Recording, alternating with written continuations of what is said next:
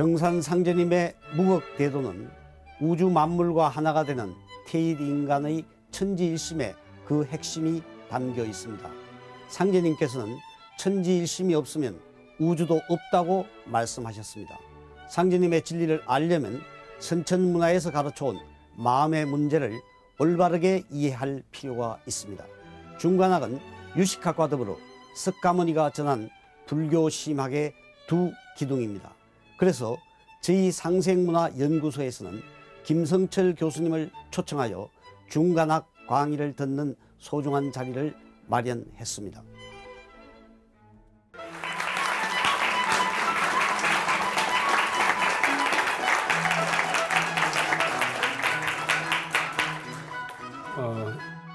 동국대학교 경주 캠퍼스 불교학부 근무하는 김성철입니다. 오늘 이제 중관학 두 번째 시간입니다. 이제 앞에 말씀드렸듯이 중관학 하면은 모르는 분이 많이 계실 텐데 이 불교 대승불교 사상의 그런 핵심 사상으로 중관이라는 말을 풀어서 얘기한다면은 그러니까 중도에 대해서 관찰하는 이제 그런 학문이다라고 얘기할 수 있을 것 같습니다.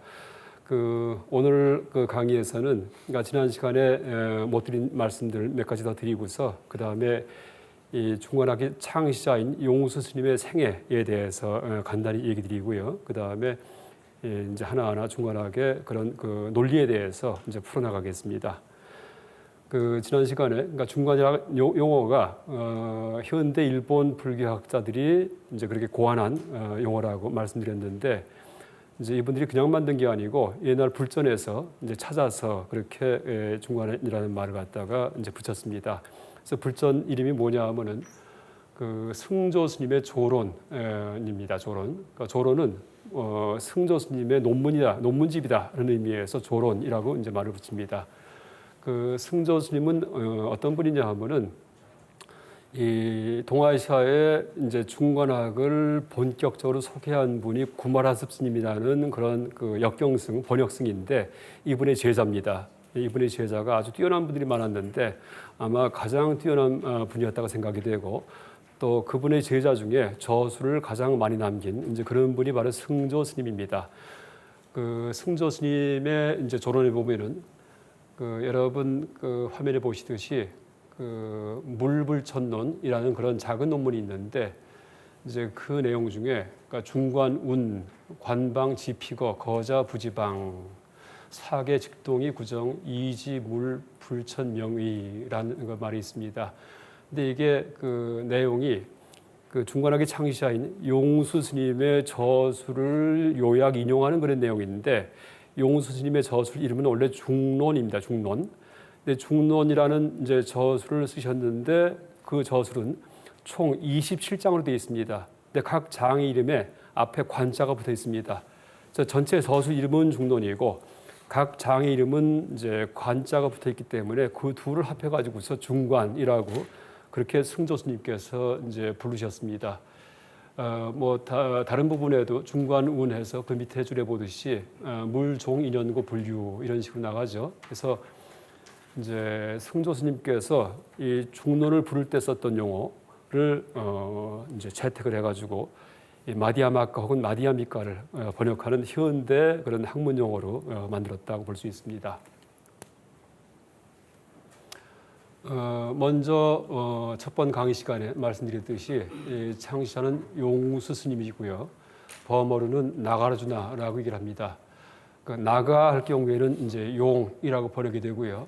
아르주나라고 할 경우에는 수라고 번역이 되는데 이분이 이제 용의 인도에 의해서 이제 대승불교도가 되었기 때문에 용신 이제 그러니까 용궁에 사는 용의 인도에 의해서 이제 용궁에 들어가서 대승경전을 열람하고서 그러니까 대승불교도가 됩니다. 그래서 이제 나가자가 붙었고요.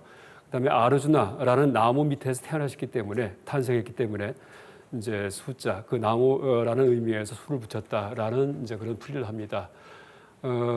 생존 연대는 뭐 불명확합니다. 근데 현대 학자들이 추정컨대 기원 후 150년에서 250년경 생존했던 분이 아닌가 이렇게 추정을 합니다. 이 화면에 보이는 탱화가 다 티벳에서 이제 그린 탱화인데 용수 스님의 그런 모습들입니다. 왜 티베트 행화에 이런 용스님의 그 모습이 많이 있냐 하면은 여러분 현대 티베트 불교가 뭐 대단합니다. 달라이라마 스님이 티베트의 그 종교적인 수장의 역할을 하시고 물론 노벨 평화상 받으셨던 분이고요. 그 최근에 그 유럽에서 독일에서 여론조사를 했는데 독일 일반 사람들한테 가장 존경하는 인물이 누구냐라고 물었을 때 1위가 달라이라마 스님이었답니다. 그러니까 2위가 교황이었고요. 그렇게 얘기를 합니다. 그래서 이 용서 스님은 이제 티베트 불교에서 가장 중시하는 분입니다. 그러니까 달라이라마 스님을 대표로 이제 하는 그런 불교가 티베트 불교인데 티베트 불교는 보통 밀교라고 얘기를 합니다. 밀교. 근데 밀교만 있는 것이 아니고 밀교를 가장 중시하기 때문에 우리가 그러니까 티베트 불교 하면 밀교라는 이미지가 떠오르는데 밀교라는 이미지도 지금 잘못된 게 많이 있습니다. 무슨 비밀스러운 가르침, 좀 이상한 가르침 이런 의미가 아니고 그 스승이 제자한테 몰래 전수해야 되는 가르침이라는 뜻입니다. 비밀스럽게. 무슨 얘기냐 하면은 그 밀교는 이제 그 가치 중립적인 그런 불교예요. 무슨 얘기냐 하면은 염력을 키우는 이제 그런 그 어떤 그 신비한 힘을 키우는 이제 그런 그 불교의 하나의 그 수행법입니다. 그래서 아직 심성이 무르익지 못한 사람들이 밀교를 익힐 경우에는 악을 행할 수가 있습니다. 그래서 이제 그 제자 중에 그 스승들이 잘 판단을 해가지고 이기심이 전혀 없고 자비심이 철철 넘치고 항상 남을 위해 살 수 있고 이런 사람만 골라가지고 몰래 가르치기 때문에 그래서 밀교입니다. 그 티베트 불교가 지금 세계적으로 어마어마한 영향력이 있습니다. 근데 그 힘의 원천이 바로 밀교입니다. 이제 그런 어떻게 보면은 뭐 신통력이든지 그러니까 불교에서 얘기하는 그런 여러 가지 염력이든지 이게 다 밀교에서 이제 가르치는 그런 테크닉에 의해서 얻어집니다. 그래서 방편의 이제 어떤 불교다라고 얘기합니다. 왜냐하면은 보다 많은 종생을 강력하게 제도, 구제하기 위해서 도와주기 위해서 밀교를 익힙니다. 그래서 이제 티베트 불교는 이제 밀교가 위에 밀교가 있지만은 그 아래 단계의 기초 공부로서 현교가 있습니다. 현교. 그러니까 티베트 불교를 크게 구분할 때 현교와 밀교로 구분됩니다. 현교는 드러날 현자를 씁니다. 그러니까 드러난 가르침, 밀교는 비밀 가르침 이렇게 나눠집니다. 여러분 오늘 제가 이제 강의할 이제 지난 시간부터 강의하는 이 중관학은 바로 현교의 가르침에 속합니다. 근데 현교 드러난 가르침 누구나 볼 수 있고 누구나 읽을 수 있는 가르침인데 현교 가르침 중에서 가장 최고의 가르침이 바로 중관학입니다. 그러니까 티베트에서는 약간 누구나 보편적으로 배울 수 있는 불교 교리 중에 최고의 것이 뭐냐 할 때 바로 중관학이다. 그러니까 종파를 막론하고 어떤 종파든지 간에 이제 머리 굴려서 공부하는 가장 최고의 학문을 중관학이라고 삼습니다. 그래서 또 티베트에서 가장 중시하는 이제 석가모니 부처님 다음에 가장 중시하는 그 불교 인물이 바로 용서 스님입니다. 그래서 이 티베트 불교 탱화에 용서 스님의 그 존상이 그렇게 많이 등장합니다. 이분은 인도 남부지방에서 바라문 계급으로 태어났다라고 얘기를 합니다. 바라문이면은 인도의 그 네 가지 사성 계급 중에서 가장 최고의 계급입니다. 그러니까 사제 계급가 이제 말하자면은 종교인 계급입니다. 그 밑에가 크샤트리아 왕족 무사 계급이 있고요. 힘을 쓰는 그 밑에가 거사 바이샤 성인들. 여러분 남자 불자를 거사라고 부르죠. 거사. 그러니까 거사가 원래 와이샤 상인 계급의 한자 번역어입니다. 근데 그것이 이제 이렇게 우리의 보편적인 그러니까 남자 불교 신도를 부르는 그런 호칭으로 변했습니다. 상인 계급 밑에 이제 노예 계급이 있죠. 수드라 계급이 있습니다. 이 네 가지 계급 중에서 가장 위가 바라문입니다. 용서 스님은 대승불교의 아버지라고 부르기도 합니다. 불교 역사에서 대승 소승을 포함한 불교 역사에서 석가모니 부처님 이후에 가장 위대한 인물이 누구냐 할 때 바로 용서 스님을 얘기합니다. 물론 여러분 그 문수보살, 관세음보살 이런 분이 계시지만은 다 영적인 존재예요. 우리가 지금 몸을 가진 분이 아니고 영적인 기도하는 세계에서 만난 분들입니다. 그리고 실제 우리가 지금 몸을 가진 분들 중에서 가장 위대한 분이 누구냐 할 경우에는 바로 용수 스님을 듭니다. 그래서 용수 스님의 제자가 또 아리아 데바라는 분이 계셨는데 이 두 분을 함께 묶어서 티베트 불교에서는 성스러운 부자, 아버지와 아들, 그래서 성부자라고 이렇게 부릅니다. 성부자라고 부릅니다. 심지어 나무아미타불을 연불하는 그런 그 정토교에서조차도 용서 스님을 조사다, 가장 으뜸간다라고 얘기합니다. 왜냐하면 이분 저술 중에 이 정토에 대해서 얘기하는 그런 그 내용이 있습니다. 근데 그 사상이 씨가 돼가지고 이제 현대 그 일본 불교의 정토 사상을 이룹니다. 그래서 심지어 이 공의 논리, 그 논리적으로 공을 해명하는 이제 그런 그 불교 사상과는 전혀 상관없을 것 같은 오직 믿음의 불교죠. 아미타불라는 이것조차도 용서 스님을 이제 으뜸 스승으로 그렇게 모십니다. 이분 저술 중에 대표적인 것이 바로 중론입니다. 중론. 그래서 제 강의 거의 다가 중론에 근거한 겁니다. 중론에. 그러니까 가운데 중조에다가 그러니까 논문할 때 논자를 씁니다. 그러니까 중도에 대한 논문집이다라고 얘기를 해도 됩니다. 이제 아까 그 말씀드렸듯이 총 27장으로 되어 있습니다. 그래서 뭐 제1장의 이름은 관인연품. 그러니까 인연 있으면 만난다 할 때 연기입니다. 연기. 그러니까 인연에 대해서 관찰하는 챕터라는 뜻입니다. 제2장 관거래품. 가다, 오다. 그러니까 가고옴에 대해서 관찰한다라는 얘기입니다. 이른다면은 관거래품 내용은 간다, 온단 말 우리 쓰죠. 그거 세상에 없다는 얘기예요. 다 머리가 만든 거다. 이렇게 얘기를 합니다. 그 얘기도 제가 나중에 실제 경전 근거되면서, 그러니까 중론 근거되면서 설명드리겠습니다. 이런 식으로 이제 관자가 앞에 붙습니다. 그래서 관자가 앞에 붙어 있는 총 27장의 이제 그 장으로 이루어진 그 논문 모음집이 중론인데, 그러니까 전체가 다 시예요, 시. 그러니까 슐로카라는 이름의 인도 시입니다. 근데 슐로카는 우리나라 시조 같은 그 음절시. 우리나라 시조 같은 경우에는 3, 4조죠. 뭐 이 몸이 죽고 주고 100번 고쳐주고 3, 4, 3, 4 이렇게 나가죠. 슐로카는 4, 4조의 시입니다. 그래서 한 줄이 4, 4, 16, 16음절로 되어 있어요. 그래서 슐로카 두 수가 모이면은 중론 하나가 됩니다. 그래서 이제 이 중론이 사상적으로 너무나 심오한 내용을 담고 있는데 이해하기가 너무나 힘들어요. 너무나 어려워요. 그러니까 우리나라에서 한반도에서 1000년간 맥이 끊어진 이유가 너무나 어렵기 때문에 끊어졌다 이렇게 볼 수도 있습니다. 그 이유가 이 슐로카로 쓰여 있는데 이제 그 음절시기 때문에 그 사상도 심오한데 그걸 음절 맞추려다 보니까 도치, 그다음에 용어의 대치, 용어를 갖다 다른 걸 바꾼다든지 음절 맞추기 위해서 아니면 어순을 갖다가 앞뒤를 바꾼다든지 이런 게 많습니다. 그래서 이해하려면 너무나 힘듭니다. 근데 실제 이해하고 나면은 너무나 또 쉬운 것이 중론입니다. 불교 교학 중에서 제일 쉽게 공부하는 게 중론일 수도 있습니다.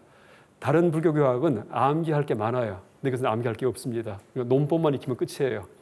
그래서 중론 강의는 여러분 1시간만 해도 끝날 수 있고요. 10분만 얘기해도 끝낼 수 있습니다. 전체에 대해서. 그러니까 이해하는 사람은 10분만 얘기해도 금방 합니다.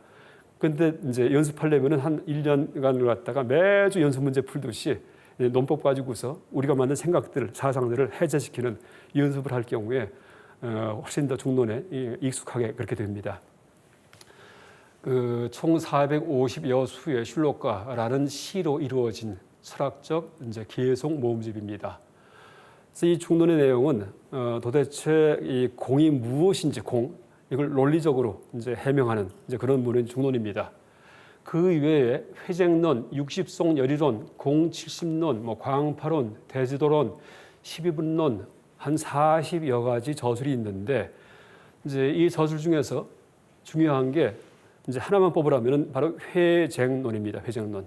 그래서 여러분 중관학을 공부하려면은 딱 두 개만 보면 돼요. 중론, 회쟁론. 중론은 공에 대해 해명을 하고 회쟁론은 회자는 돌릴 회자예요. 회쟁론. 이제 회쟁론을 할 때 그러니까 범어는 비그라 비아바르다니 논쟁을 되돌리는 논서다, 논문이다.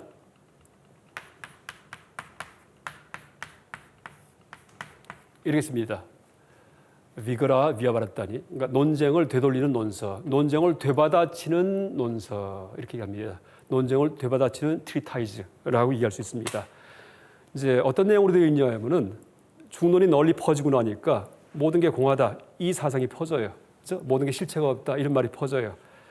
그러니까 모든 것은 다 틀렸다 이런 말이 퍼집니다. 이게 중론 사상이에요. 모든 생각이 다 틀렸다.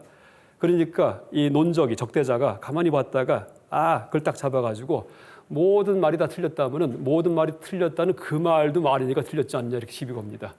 그렇죠? 그 말이 되죠. 그래서 이제 거기에 대해서 해명하는 것이 바로 회쟁론이에요. 그래서 여러분 제가 이제 제1강 첫 서두에서 말에 의해 말을 버린단 말을 했죠. 그게 용우스 스님의 대답입니다. 그러니까 내 말도 물론 말이다. 이것도 틀렸다. 근데 이 틀린 말로 더 틀린 걸 시정한다. 이게 이제 답입니다. 그 논법에 대해서도 제가 이제 나중에 설명드릴 텐데 이제 그런 식의 해명이 차근차근 논리적으로 그렇게 제시되어 있는 문헌이 바로 회쟁론입니다. 총 71수, 71수의 개성으로 이루어져 있습니다. 짧습니다, 내용이. 어쨌든 이제 중관학을 공부할 때 대표적인 저술 두 개를 뽑아라 할 경우에는 중론과 회쟁론입니다. 중론은 공에 대해서 해명을 하고 회쟁론은 공에 대한 오해에 대해서 이제 그것을 변명하는 이제 그런 책입니다.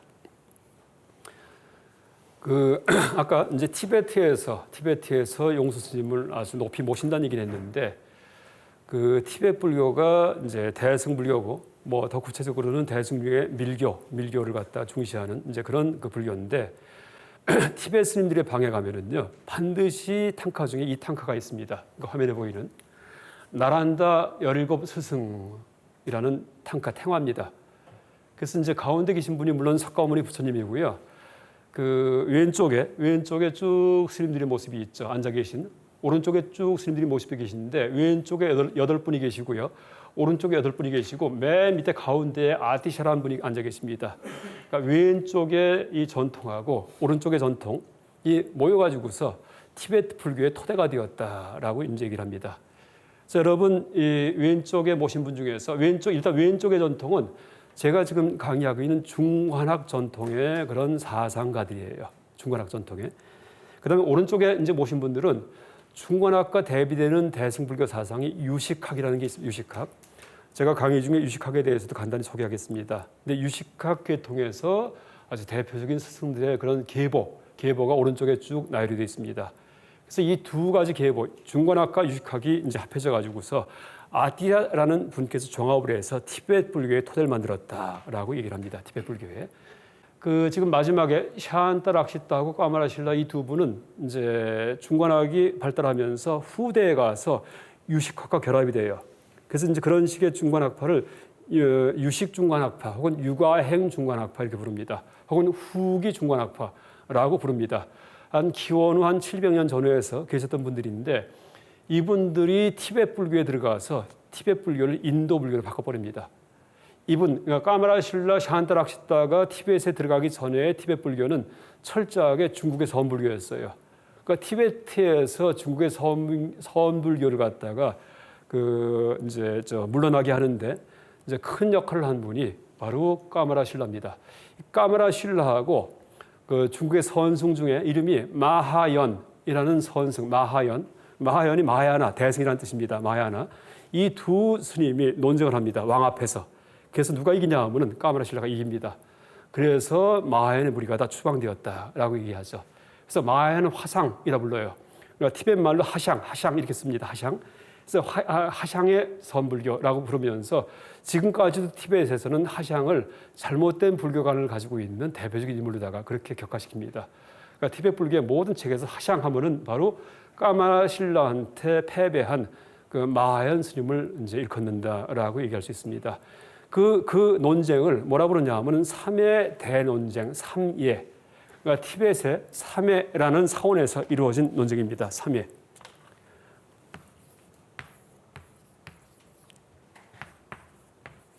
이렇게 씁니다. 삼회. 그러니까 지금도 남아있는 절의 이름입니다. 이 절은 그 티베트의 불교를 전한 분 중에 또 위대한 분 중에 하나가 빠드마 삼바바라는 분이 계셨는데 빠드마 삼바바께서 건립한 절입니다. 빠드마 삼바바가 들어와서 티베트의 전통 샤머니즘을 제압을 해요. 신통력에 의해서. 그러니까 전통 샤머니즘이 어마어마했습니다. 그걸 처음부터 불교를 개조해버립니다. 여러분 티베트 불교 보면은요 샤머니즘 비슷해요. 깃발이 막 날라, 성황당 깃발 같은 게 있고 그 다음에 뭐 이상한 게 많습니다. 근데 뭐냐 하면은 그런 샤먼적인 걸 갖다가 다 불교적으로 의미부여를 바꿔버립니다. 그래서 깃발 같은 것은 성황당에 있는 그런 천 조각이 아니고 거기에 경을 새겨놓아요. 불경을. 그래서 막 바람에 이제 흔들립니다. 그래서 부처님의 가르침이 전 세계에 퍼지길 바란다라는 기원을 담은 깃발로 싹 바꿔버립니다. 이게 티베트 불교입니다. 그래서 의미 부여의 불교가 티베트 불교인데 이제 이 티베트는 우리나라 이제 이 무속처럼 그건 샤먼이 지배하던 나라입니다. 그러니까 샤머니즘이 티베트에서 하나의 종교가 되는데 지금도 남아 있어요. 그러니까 변교. 보통 책에서 본교라고 하는데 발음은 변 읽는 게 옳습니다. 그러니까 변교도 세력이 어마어마합니다. 근데 변교를 갖다가 제압한 스님이 바로 이제 아까 얘기했던 그런 빠드마 삼바바 이 스님이고, 이 스님이 세운 절이 삼해라는 절입니다. 그러니까 삼해라는 절에서, 그러니까 빠드마 삼바바 스님께서 세우신 삼해라는 절에서 토론이 이루어졌기 때문에, 그러니까 삼해 대토론 논쟁이라고 얘기를 합니다. 여기에서 이 까마라 신라 스님이 이제 마에는 하샹을 제압을 해가지고 그 다음부터 티베트 불교가 인도 불교가 돼버립니다. 그래서 이제 그 당시에 티베트 불교가 몽골 통해 가지고서 고려에 들어온 겁니다. 그래서 고려 불교가 타락하죠. 그래서 고려 불교 말기에는 절에서 별별 일을 다 버립니다. 그러다가 나중에 이제 불교가 이제 탄압받죠. 조선시대가 되면서 그렇게 되는데, 그게 바로 원나라가 고려 지배할 때 원나라의 불교가 바로 티베트 불교예요. 그래서 이제 그것이 들어왔는데, 어쨌든 1000년 이전에 이제 티베트 불교는 굉장히 이상한 불교였습니다. 그래서 그런데 그 왕이, 티베트의 왕이 아티자 스님을 초빙을 해가지고 티베트 불교 개혁을 합니다. 그러니까 철저하게 계율을 중시하고 윤리도덕을 이런 식으로 이제 그 개혁을 해가지고 티베트 불교의 토대를 놓게 되는데, 그래서 티베트에서는 이제 아티샤 스님을 이제 굉장히 큰 성자로 그렇게 추앙을 합니다. 근데 아티샤 스님의 사상의 한 축이 바로 중관학입니다. 다른 한 축은 바로 이제 유식학인데, 유식학은 이제 불교의 그 또 다른 분야고요. 그러니까 쉽게 얘기한다면은 이렇게 됩니다. 중관학에서는 뭘 가르치냐 하면 모든 게 아무것도 없다, 공을 가르칩니다. 근데 여러분, 아무것도 없음에도 불구하고 이게 보이죠? 이게 뭘까요? 다 꿈처럼 있다라는 얘기입니다. 그래서 이제 아무것도 없음에도 불구하고 헛개비처럼 있는데, 그럼 헛개비가 존재하는 방식이 뭐냐 할 때 유식, 우리가 설명을 합니다. 마음이 어떻게 만들어내는가, 어떻게 큰 방 작은 방이 만들어지는가, 생각 속에서 그런 그 설명을 아주 장황하게 해놓은 것이 바로 유식 불교입니다. 그래서 보통 이 중관과 유식이 동아시아에서 종합이 될 경우에는 열애장 사상으로 종합이 됩니다. 열애장. 그래서 열애장 사상을 얘기할 때 보통 대승기신론, 이건 뭐 이제 강의랑은 좀 벗어나지만은 대승기신론이 열애장 사상의 이제 그런 이 담긴 경전인데, 그 내용이 뭐냐 하면은 그 일심, 이제 우리의 마음은 두 측면이 있다. 진여, 참된 진리의 측면이 있고, 그 다음에 생멸, 막 흔들리는 측면이 있다. 그래서 그 두 가지가 종합이 되면은 바로 일심이에요, 일심. 근데 그 진여, 참된 그 측면이 바로 중관입니다. 공의 측면입니다. 공, 아무것도 없는 거, 깨끗한 거. 그 다음에 흔들리는 거. 그럼에도 불구하고 세상 만사가 돌아가요. 이게 바로 뭐예요? 그게 생멸의 세계예요. 그래서 보통 이 물과 파도에 비유합니다. 바닷물 할 때 바닷물이 뭐예요? 다 물이죠, 물. 근데 위에서 출렁출렁거리죠. 그러니까 출렁거리는 것은 바로 유식이고, 어떻게 출렁거리는가. 그러니까 출렁거리지만은 전부 다 공통점은 다 물이라는 점이에요. 축축한 점. 이게 바로 중관입니다. 그래서 이제 그 두 가지가 종합이 된 것이 동아시아는 열애장이 됐는데, 티베트에서는 아티샤 스님의 사상이 됩니다. 아티샤 스님의. 그 석가모니 부처님께서 이제 가르침을 베푸시는데, 그 45년 동안. 근데 거기엔 체계가 없어요. 만나는 사람마다 상대에 따라 가지고서 낮은 가르침을 주기도 하고 높은 걸 주기도 하고 수행법을 가르치기도 하고 뭐 지적인 측면을 얘기하기도 하고 이렇게 섞여 있습니다. 돌아가시고 나니까 이제 어떻게 돼요? 그걸 체계화할 필요가 있어요. 그러니까 초심자부터 그 다음에 나중에 깨달을 때까지 어떤 과정을 밟아야 되는지, 또 불교의 세계관이 무엇인지 이런 거를 정리할 필요가 있습니다. 그래서 이 초기 불전의 가르침의 근거에서 전체 불처님의 가르침의 내용을 체계적으로 정리한 것이 바로 아비달마 불교입니다. 그러니까 달마가 가르침이에요. 달마입니다. 법입니다. 법, 가르침. 아비가 뭐냐면 모모에 대해서라는 뜻입니다. 그래서 아비달마를 한자로 번역을 할 때 대법이라고 번역하기도 합니다. 그러니까 부처님의 근본 가르침에 대해서 체계적으로 정리한 불교, 이게 아비달마입니다. 참 꼭 필요한 불교죠. 꼭 필요하죠. 그런데 문제가 뭐냐 하면은 그렇게 정리하는데 한 가지 정리 방식만 있으면 좋은데 그 정리하는 사람에 따라서 달라져요. 조금씩. 대개는 비슷한데 의견에 이제 어떤 차이가 생깁니다. 그러다 보니까 내게 옳다고 주장하니까 상대방은 그게 틀렸다. 내게 옳다 또 주장합니다. 그럼 어떻게 돼요? 대립이 일어나죠. 종파가 갈립니다. 그래서 바로 아비달마 불교가 동시에 부파 불교가 됩니다.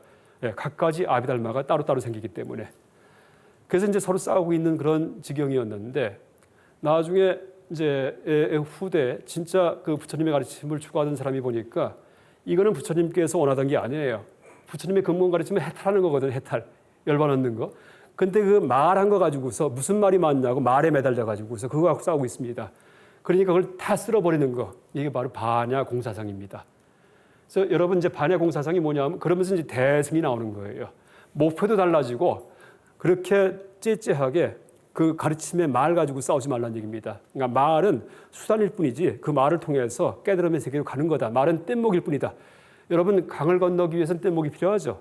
이 강에서 여기는 이제 차안, 사바 세계예요. 저기는 열반의 세계예요. 가려면은 뗏목이 필요해요. 무슨 뗏목일까요? 가르침의 뗏목이에요. 그러니까 부처님의 가르침의 뗏목에 의지해서 강을 건너갑니다. 건너갔는데 그 뗏목에 타가지고서 가만히 앉아서 서로 싸워요. 내 뗏목이 옳다니 뗏목이 옳다. 근데 뭐예요? 목표는 뗏목에서 내리는 게 목표예요. 그러니까 제발 뗏목에서 내려라, 내려라 하는 것이 바로 반야경입니다. 그래서 반야경에 보면 여러분 반야심경만 봐도 무자가 많이 붙어요. 근데 전체 반야심경의 내용을 보면은요, 불교 비방하는 경전입니다. 무고심열도, 사성제가 없다. 무십이연기, 십이연기도 없다. 이게 다 사정제, 십이연기, 뭐 깨달음도 없다. 무지영무득 이렇게 얘기를 합니다. 무슨 얘기예요? 그 석가모니 부처님께서 아주 소중하게 가르치셨던 걸 갖다가 다 부정해 버립니다. 그게 무슨 얘기냐 하면 그걸 실제 부정하는 게 아니고 그런 가르침을 통해서 저쪽 열반의 언덕까지 왔으면은요, 뗏목에서 내려라, 내려라 하는 겁니다. 열반의 언덕에는 그런 가르침도 다 방편이 없다는 얘기예요. 공의 경지에는 그런 거 없기 때문에 진짜 모든 그 부처님의 가르침에 대한 속박에서조차도 벗어나라. 이게 바로 반야심경이고 반야경입니다. 그래서 이제 반야경에 보면은 이제 없을 문자가 많죠. 눈도 무 안이비설신이 무 색성의 미첩법 다 문자만 붙어 있습니다. 그 이유가 법공, 법의 가르침, 그러니까 가르침의 공함을 이제 얘기하기 때문에. 그래서 그 석가모니 부처님의 초기 불전의 가르침의 뗏목을 타고서 이제 강 건너까지 왔는데 그 뗏목에서 타가지고 그냥 서로 싸워요. 네가 옳다, 내가 옳다 하고서 뗏목이. 이게 바로 소승불교, 부파불교입니다. 아비달마 불교고. 그때 이제 그걸 다 쓸어 엎으면서 다 끌어내리는 것이 바로 대승반야 공사상이다라고 얘기할 수 있습니다.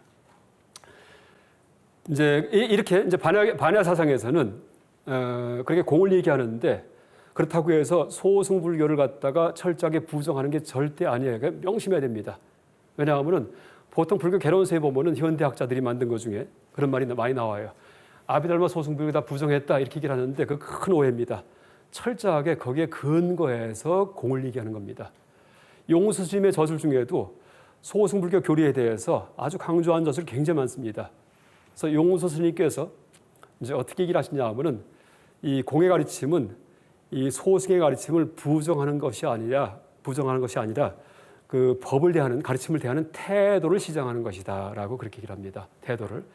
이제 이 소승불교 초기 불교의 가르침은 또 혹은 치기화된 그 초기 불교 아비달마죠. 이것은 우리를 깨달음으로 가게 해주는 아주 훌륭한 뗏목의 역할을 합니다. 그러니까 공사상에서는 뗏목을 엎어라 이런 얘기가 아니고 뗏목을 타고서 여기까지 온 사람에 한해서 내려라 내려라 하는 겁니다. 근데 아직 뗏목도 안 탔는데 이쪽에 있어요. 근데 버려라 할 경우에는 건너가지 못합니다. 그래서 이제 이 공사상이 참 중요하긴 하지만 조심해야 될 거는요. 여러분 초심자는 절대 공부하면 안 됩니다. 왜? 공사상 한번 듣죠. 다 너무나 그럴듯해요. 근데 머리만 다 깨지 버리고 그 다음에는 이제 허무주의에 빠져버립니다. 그래서 오히려 불교 수행 열심히 하고 공부 열심히 했는데 폐인이 되기 쉽습니다. 실제 동아시아든지 티베트 불교 초전기에도 초기에 그런 사람이 많았습니다. 동아시아 불교에도 폐인 같은 그런 큰 스님이 많아요. 그 다음에 티베트 불교 초전기에도 이제 공을 오해를 해가지고 반야경이 먼저 들어옵니다. 오해해가지고서 그 폐인이 됩니다. 그런 스님들을 티베트에서 어떻게 부르냐 하면 크레이지 라마라고 부릅니다. 티베트 불교가 라마 불교죠. 라마가 스승이라는 뜻이에요. 근데 미친 라마들 이렇게 부릅니다. 그래서 여러분 이제 제가 공사상 중관학 공부하지만은 여러분 조심하셔야 됩니다. 너무나 그럴듯하기 때문에 여기에 매달리면은요 그 다음부터 가치 판단 상실 상태 빠져버립니다.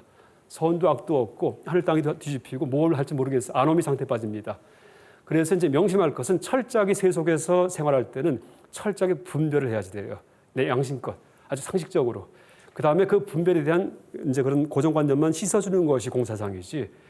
이제 공사상이 전부가 아니다라는 사실을 명심하셔야 됩니다. 명심. 그러니까 나중에 또 다시 제가 중론의 가르침을 통해서 다시 한번 이제 그런 경계하는 가르침을 이제 제가 또 예로 보여드리겠습니다. 그래서 이제 이 중관학은 두 가지 측면이 있습니다.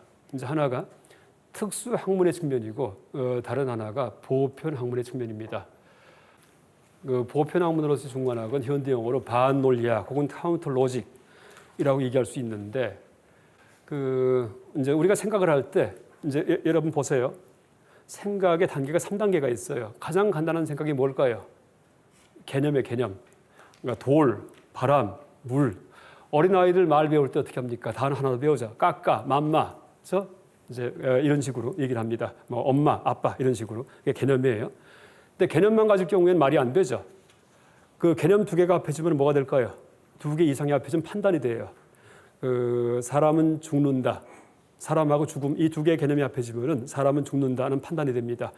비가 내린다. 비라는 개념하고 내림이라는 개념이 합해지면은 이제 그런 판단이 됩니다. 근데 그걸로 끝나는 게 아니고 사람의 생각은 한 단계가 더 있어요. 추리가 있어요. 추리. 판단 세 개가 합해지면은 추리가 됩니다. 판단 세 개가. 그러니까 예를 들어 갖고 모든 사람은 죽는다. 그런데 소크라테스는 사람이다. 그러므로 소크라테스는 죽는다. 이럴 경우에 추리가 되죠. 그래서 이제 이 사람이 머리를 굴릴 때 이렇게 개념, 판단, 추리라는 3단계에 의해서 머리가 굴러갑니다. 머리가 굴러갈 때. 그래서 이제 이런 머리가 굴러가는 법칙에 대해서 연구하는 학문이 서양의 논리학이에요. 논리학.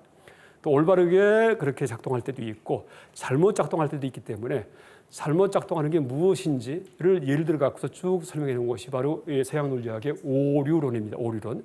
그래서 서양 논리학 책 보면은 개념론, 판단론, 그다음에 추리론 다음에 마지막에 오류론이 이제 항상 등장합니다. 그런데 이 중간학을 이 논리학에 대비시킨다면은 중간학은 오류론이 따로 있는 게 아니에요. 뭐냐면은 개념 자체가 틀렸다는 얘기예요. 모든 개념은 없어요. 세상에 없어요. 실제 다 허구예요.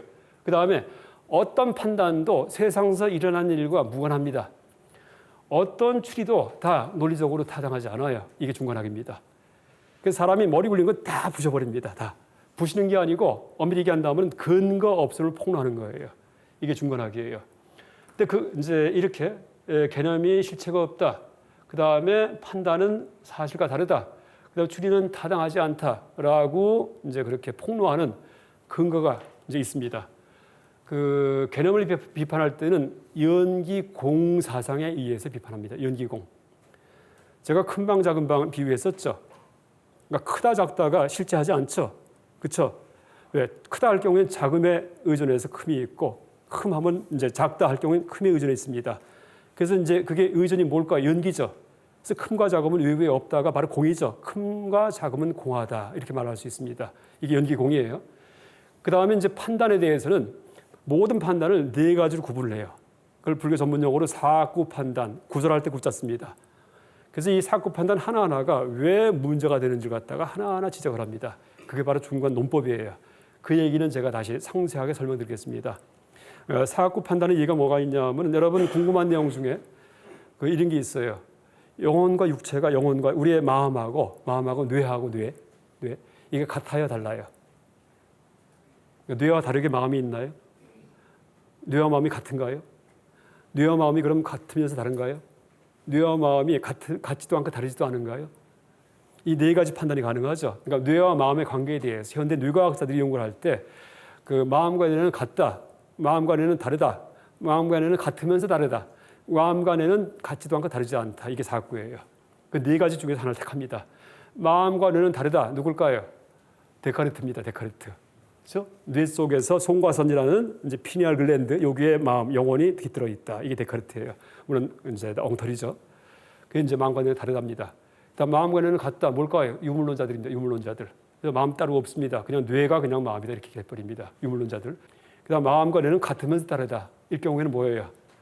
그건 철학자들 좀 신비하게 얘기할 때 물어볼 때 같으면서 다른 의야 이렇게 얘기해 버립니다. 그럼 뭔가 이제 뭔가 그럴듯해 보입니다. 더 신비하게 보이려면 마음과 뇌는 다르지도 않고 같지도 않느니라 이렇게 얘기합니다. 그래서 이 네 가지가 가능해요. 그러니까 모든 사상은 그렇게 네 가지로 표현됩니다. 이걸 불교에서 사구라고 그렇게 부릅니다. 여러분 우주에 끝이 있을까요? 없을까요? 끝이 있다. 아예 없다. 끝이 있으면서 없다. 끝이 있지도 않고 없지도 않느니라 이렇게 될 수 있죠. 그래서 이게 사구입니다. 그래서 모든 그런 그 궁금한 의문에 대해서 네 가지 판단이 가능해요. 근데 네 가지가 다 가짜다라는 것을 다 폭로합니다. 중간학에서. 일단 첫 번째 이제 개념에 실체가 없다. 이게 이제 연기 공사상이죠. 이제 그 근거는 석가모니 부처님 가르침 중에서 그러니까 연기설이에요. 연기설 중에서 그 환멸연기라는 겁니다. 환멸연기. 아마 이 말도 처음 들으실 겁니다. 그러니까 연기법, 연기설, 연기가 부처님께서 발견하신 세상의 진리예요. 여러분 만유인력의 법칙 아시죠? 뭐 다 아시죠? 그러니까 물질 세계를 지배하는 뉴턴이 발견한 법칙인데 모든 존재는 잡아 끝난 얘기입니다. 근데 보니까 아인슈타인이 보니까 그 틀렸어요. 그래서 상대성 원리 가지고서 만유인력을 다 포괄을 합니다. 더 넓은 법칙이 나옵니다. 뭐 딴 거 없어요. 이 상대성 원리는요. 그러니까 힘이라는 거, 만유인력에서는 힘이라는 걸 별도의 변수로다가 이렇게 설정했는데 힘을 가속도로 치환한 게 상대성 원리예요. 그러니까 시간, 공간 함수로다가 속도가 뭐죠? 시간분의 거리가 속도죠, 그렇죠? 그러니까 이제 가속도가 중력 가속도 이게 힘이죠, 힘. 그래서 힘이라는 걸 갖다 하나 소거시킨 다음에 그러니까 시간, 거리 함수만 가지고 표현하다 보니까 그게 상대성 원리입니다. 어쨌든 이제 상대성 원리가 이제 그런 그 물질 세계를 갖다가 다 포괄하는 법칙이에요. 그래서 연기법 같은 게 바로 그런 겁니다. 근데 상대성 원리는 어떻게 돼요? 마음의 세계는 지배하지 않습니다. 또 삶과 죽음의 세계에 대해서 설명하지 못합니다. 그렇죠? 또 더 나아가서 상대성 원리는요, 전자기파에 대해 설명하지 못해요. 근데 상대성 원리하고 거시 세계일 경우에 큰 세계는 상대성 원리 가지고서 다 해결을 합니다. 그런데 이 전자기파의 세계, 그러니까 미세계일 경우에는 이 원리가 통하지가 않아요. 그래서 두 개가 다른 원리에서 작동이 됩니다. 그래서 두 개를 갖다가 합하려는 그런 노력이 물리학자들에서 이루어졌는데 그게 뭘까요? 통일장 이론이에요. 통일장. 그래서 드디어 이론이 만들어집니다. 뭘까요? 촉근 이론, 슈퍼스트림. 그러니까 물질의 최소 입자는 끈이다. 그래서 이제 11차원. 여러분 3차원, 4차원 아시죠? 11개의 차원을 수학적으로 도입을 하면은 상대성 원리하고 전자기파 이론이 결합이 돼요. 그래서 이제 그게 바로 촉근 이론인데 나중에 또 다른 물리학자가 아니다, 한 차원 더 도입하는 게 낫겠다 해가지고서 12차원이 돼요. 그게 뭐예요? 한 차원 높아지면 멤브레인이 돼요. 면이에요. 멤브레인, 막. 그래서 이건 M이론 이렇게 얘기를 합니다. 그래서 어쨌든 그렇게 통일장 이론이 이제 물질 세계를 갖다가 다 지배하는 법칙인데 그 물질 세계는 물론이고 마음의 세계까지, 생각의 세계까지, 삶과 죽음까지 다 지배하는 법칙이 바로 연기법입니다.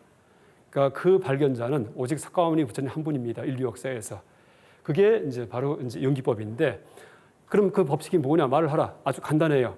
이것이 있으면 저것이 있고, 이것이 없으면 저것이 없다. 이것이 생하면 저것이 생하고, 이것이 멸하면 저것이 멸한다. 딱 그 마디입니다. 그게 끝입니다. 이게 석가모니 부처님의 발견입니다. 연기법이에요. 큰 방을 떠올리면 작은 방이 생기고, 큰 방이 없으면 작은 방도 사라진다. 그렇죠? 되죠? 그 다음에 큰 방이 생기면 작은 방이 생기고, 그 다음에 큰 방이 멸하면 작은 방도 멸한다. 이런 얘기입니다. 연기법. 그래서 이제 그 큰 방, 작은 방만이 아니고 모든 거에 그게 적용이 돼요. 윤리, 도덕부터. 그러니까 악을 행하면은 고통이 오고, 선을 행하면은 즐거움이 온다. 이게 다 연기법입니다. 그러니까 시간적으로 적용한 연기법입니다. 그래서 이제 연기법은 딱 이제 그렇게 네 바디예요. 이것이 있으면 저것이 있고, 그다음에 이것이 없으면 저것이 없다. 이것이 생하면 저것이 생하고, 이것이 멸하면 저것이 멸한다가 연기법인데, 이 중관학에서는 연기법 중에서 이것이 없으면 저것이 없다가 그것만을 채택을 합니다. 이제 왜냐하면은 이제 지금 제가 연기법 설명드린 게 두 가지 방식이에요. 하나가 긍정적인 표현이고 다른 하나가 부정적인 표현이에요. 이것이 있으면 저것이 있다가 긍정적 표현입니다. 이것이 없으면 저것이 없다는 부정적 표현이죠. 긍정적 표현을 뭐라고 부르냐 하면은 이제 이거를 유전연기라고 부릅니다. 유전연기. 흐를 유자, 불을 전자. 그러니까 유전연기는 흘러서 굴러가는 연기이고 환멸연기는 돌이켜서 소멸시키는 연기예요. 이것이 있으면 저것이 있고 이것이 생하면 저것이 생한다. 다 긍정 표현이죠. 이건 유전연기예요. 큰 방이 있으면 작은 방이 있고 큰 방이 머릿속에 생겼으면 작은 방이 생긴다. 아, 작구나 하고서 이렇게 됩니다. 환멸연기는 이것이 없으면 저것이 없고 이것이 멸하면 저것이 멸한다. 이렇게 부정적 표현됩니다. 근데 중관학에서 쓰는 것은 이 환멸연기만 써요. 환멸연기만. 왜냐하면 유전연기를 연기법으로 도입을 할 경우에는요, 논리적 모순에 빠지기 때문입니다. 왜냐하면요, 이제 그건 나중에 다시 말씀드릴 텐데, 여러분 이제 큰 것이 있기 때문에 작은 것이 있다 할 경우에 이게 유전연기예요. 근데 그게 논리적으로 악순환에 오래 빠집니다. 왜냐하면 작은 것이 왜 작은 것이 세상에 있죠? 라고 물어볼 때 큰 것 때문이야 라고 말을 했어요. 그럼 답이 되나요? 그게 답이 되려면 큰 것은 원래 세상에 있었어야지 돼요. 근데 큰 것은 왜 있어요? 작은 것 때문에 있었죠. 그럼 작은 건 왜 있어요? 큰 것 때문에 있었죠. 닭이 왜 어디서 나왔죠? 달걀에서 나왔죠. 그럼 답이 돼요? 아니죠. 달걀은 어디서 나왔어요? 닭에서 나왔어요. 그러니까 닭이 먼저냐 달걀이 먼저냐가 악순환, 비시오스 서클입니다. 그래서 이제 연기법을 표현할 때 긍정적으로 표현하면은 그런 악순환의 논리적 오류에 빠지기 때문에 중간학에서는 부정적으로 표현한 연기법만을 도입을 해서 그 근거로 삼습니다. 근거로. 좀 어려운 얘기긴 하지만은. 그래서 이제 우리가 비가 내린다 할 경우에, 그러니까 비가 내려요. 근데 이제 아까 제가 말씀드렸죠. 그 말을 하면은 다 세상에서 일어난 거 무관하다는 얘기를 했습니다. 이 이해 하나만 제가 한번 들어보겠습니다. 세상에서 실제 비가 내리지 않는다는 얘기예요. 왜냐하면요, 여러분 비가 내릴 때 비가 내린다 말을 쓰죠. 그런데 이제 보세요. 비 한번 떠올려 보세요. 비, 실제 비. 비는 내리는 거예요, 안 내리는 거예요? 내리는 거죠. 근데 비가 내린다 하면은 그렇게 내리는 비인데 또 내린대요. 2번 내리게 됩니다. 역전압, 처갓집. 역전하면 여기 앞이죠. 근데 그 앞에 하면 말이 틀리죠. 의미 중복이에요. 그러니까 논리학서, 그러니까 토톨로지, 동어 반복 하는데 이건 동의미 반복입니다. 동의미, 같은 의미 반복. 비 하면은 내려야지만 비예요. 근데 우리가 말을 할 때 실제 강우 현상은 하나의 현상이에요. 하나의 현상인데 말을 할 때 둘로 잘라요. 비라는 주어하고 내림이라는 수로 프레디케이트하고 서브젝트를 나눠버립니다. 생각이. 그래서 비가 내린다 하고 뻔뻔스럽게 말을 해버립니다. 근데 비가 내리는 일은 없다는 얘기 세상에서요. 그렇죠? 왜 비 하면 내리는데 또 내리려면은 내림이 2번 있기 때문에 내리는데 어떻게 또 내리겠습니까? 하여간 그런 식의 논법입니다. 그런 식의 논법. 그러면 저 하늘에 있는 안 내리는 비가 있어가지고서 그놈이 내린다 하면 되지 않냐? 그럼 하늘로 한번 헬리콥터 타고 올라가 봅시다. 안 내리고서 모여있는 비가 있나요? 어디에? 안 내리면 그 비 아니에요. 구름이에요. 구름. 그 구름이 뭉쳐가지고서 수증기가 이렇게 해야지면 비예요. 그건 뭐예요? 내려야지 비입니다. 아무리 하늘 꼭대기까지 올라가도 내리는 비는 있지만은 안 내리는 건 없다는 얘기입니다. 그래서 비하면 내리는 건데 말을 할 때 비가 내린다 하면서 내리는 비인데 또 내린다 말을 해버립니다. 이게 중간학에서 얘기하는 가장 기초적인 판단 비판이에요. 판단 비판. 그러니까 꽃이 핀다 할 때 여러분 꽃 하면 피어 있어 안 피어 있어요? 피어 있죠. 근데 그게 왜 또 피겠어요? 근데 뻔뻔스럽게 꽃이 핀다 이렇게 말을 해버리잖아요. 꽃은 피어 있는 건데 그게 또 핀답니다. 그래서 세상에서 일어나는 일과 무관한 말을 한다는 얘기예요. 우리 말들이요. 비와 내림이 따로 없어요. 한 덩어리 현상이에요. 그죠? 강우 현상. 근데 비, 내림 이렇게 만듭니다. 그래서 비가 있기 때문에 내림이 있고 내림이 있기 때문에 비가 있습니다. 이건 유전연기예요. 근데 이제 그렇게 표현을 하면은 악순환에 오래 빠지기 때문에 비가 없으면 내림이 없다. 내림이 없으면 비가 없다. 이런 표현만이 중론에 등장합니다. 그러니까 용수 스님이 쓰신 저술이 중론인데 그 내용을 쭉 조사해 보니까 긍정 표현이 없더라는 얘기예요. 왜 그럼 그게 없을까? 연기법인데 하고 제가 따져보니까 이제 이게 악순환이구나 하고 다른 데를 또 보니까 그걸 지적을 해요. 이제 아까 얘기했던 그 유전연기 중에 이것이 있으면 저것이 있다가 유전연기죠. 그것을 비판하는 중론 개성이 있습니다. 그러니까 비판합니다. 연기법인데 연기법을 비판을 해요. 그러니까 악순환 지적을 하면서. 그래서 이 중론의 이제 토대는 석가모니 부처님께서 발견하신 연기법인데 연기법 중에도 부정적으로 표현된 환멸연기다라고 얘기할 수 있습니다. 여러분 반야심경 아시죠? 반야심경. 색즉시공이라는 말이 나오는 이제 그런 경전인데 여기에 보면은 시고, 공중, 무생, 무수상행식, 무한이비설신인, 무색성의 미척폭 이렇게 나옵니다. 없을 무자가 잔뜩 붙어 있어요. 그런데 이제 어떤 말이 있냐면은 무한이비설신의란 말이 있죠. 눈도 없고 코도 없고 귀도 없단 말이 있죠. 그 중국 선승 중에 동산 스님이라는 분이 계셨습니다. 동산 스님. 그러니까 동산 양계 스님 이렇게 얘기를 합니다. 동산 양계. 여러분 조동종이라는 종파가 있는데 이 조동종이 조산 스님하고 동산 스님 두 분이 종조가 돼가지고서 이제 그렇게 성립된 그런 종파입니다. 조동종. 근데 동산 양계 스님이 어릴 때 스님이 돼요. 출가를 해요. 근데 절에 들어가서 연불을 하는데 연불을 하다가 이 반야심경을 연불을 하시다가 무안이비설신 이 말이 나옵니다. 그러니까 어린아이가 금방 의미 들어요. 그래서 이제 스님한테 여쭙니다. 은사 스님한테 스님 눈이 여기 있는데 없다 그럽니까? 하고 여쭙니다. 이 동산 양계 스님의 일화에 나와요. 그때 이 스님이 답을 못해요. 평생 연불을 했는데 따져보진 않았어요. 그래갖고 큰 그릇이 왔구나 해가지고서 다른 절로 보냅니다. 그래서 이제 무슨 얘기냐면 큰 스님은 여러분 큰 인물은요 어린애 마음, 그 맹자에도 나옵니다. 적자 어린아이 마음을 갖다가 나이 들어도 잃지 않으면 대인이 됩니다. 근데 대개 늙으면서 나이 들으면서요 마음이 늙으면 달라지는구나, 좀 약삭 빨라지고 뭔가 이제 음흉하고 이렇게 변합니다.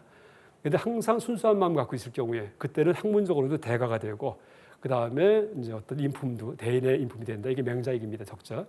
그래서 동산 양계스님이 바로 적자 어린애 마음 가진 사람입니다.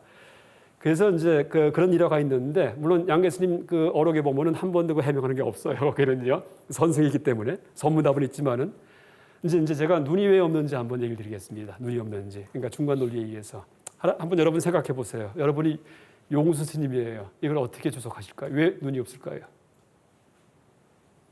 왜 눈이 없을까요? 왜 반야심경에서 이 틀림없이 부처님 가르침인데 눈도 없고 코도 없다는 얘기를 하십니다. 눈이 있는데 왜 그럴까요? 답은 뭐냐 하면은요. 눈이 스스로를 보지 못하기 때문에 이게 답입니다. 여러분 자기 눈 보려고 해보세요. 보여요? 안 보이죠? 그래서 없다는 얘기 아주 명확합니다. 여러분 손은 보이죠? 내 손이 있어요. 발도 보여요. 이 코도 보여요. 근데 눈? 안 보입니다. 그래서 없다는 얘기입니다.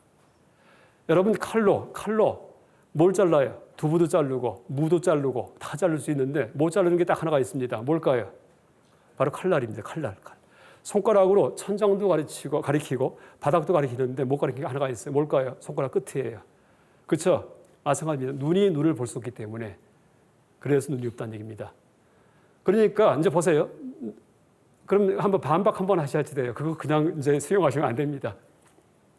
거울에 비춰보면 되지 않나 이러면 되죠. 그러지 않나요? 근데 거울에 비친 것은요 눈이 아니고요 색이에요. 색.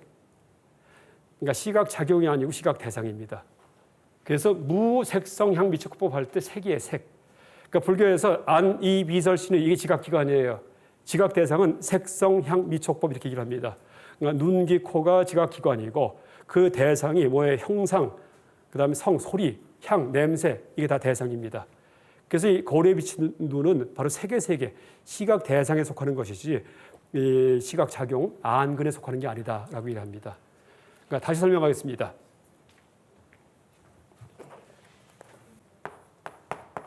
눈이 뭘 바라보죠?